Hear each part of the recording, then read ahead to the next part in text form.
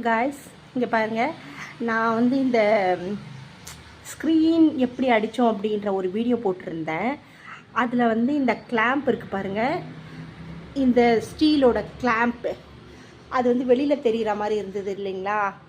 அதை நான் வந்து எங்கள் ஹஸ்பண்ட் கிட்ட பேசினப்போ அவர் சொன்னார், இது வெளியில் அசிங்கமாக தெரியும், இதுக்குள்ளே ஏன் வீடியோ போட்டேன், நான் அதுக்கு தான் ஒரு ஐடியா பண்ணியிருந்தேன் அப்படின்ட்டு இந்த மாதிரி ஐடியா பண்ணி இப்போ போட்டுக்கார் பாருங்கள். இப்போது நம்ம கிளாம்ப் அடித்தோம், அந்த வீடியோவில் தெரிஞ்சிருக்கோம், இதில் பாருங்கள் தெரியவே இல்லை. ஸோ இது மேலே நீங்கள் ஏதாவது பூ மாதிரி இல்லை ஏதாவது ஸ்டிக்கர் மாதிரி வாங்கி நீங்கள் அழகாக ஒட்டிடலாம், பார்க்குறதுக்கு ஷோவாக ஃபேஷனாக இருக்கும்.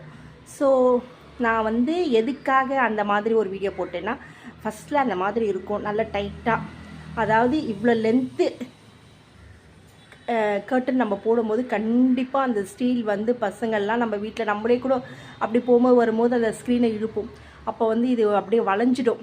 அதுக்காக தான் வந்து நம்ம இந்த மாதிரி லென்த்தாக போடும்போது இந்த கம்பி பாருங்கள், இந்த ஸ்டீல் ராடு எவ்வளோ லென்த்தாக இருக்குது, நாங்கள் திக்காக தான் போட்டிருக்கோம், அதனால தான் அந்த மாதிரி கிளாம்ப்பு போட்டிருந்தோம். ஆனால் இப்போ பாருங்கள் அந்த கிளாம்ப் வெளியில் தெரியாதபடிக்கு என்னோடய ஹஸ்பண்ட் இவ்வளோ அழகாக வந்து பாருங்கள், இது கொஞ்சம் க்ரியேட்டிவிட்டியாக பண்ணணுங்க.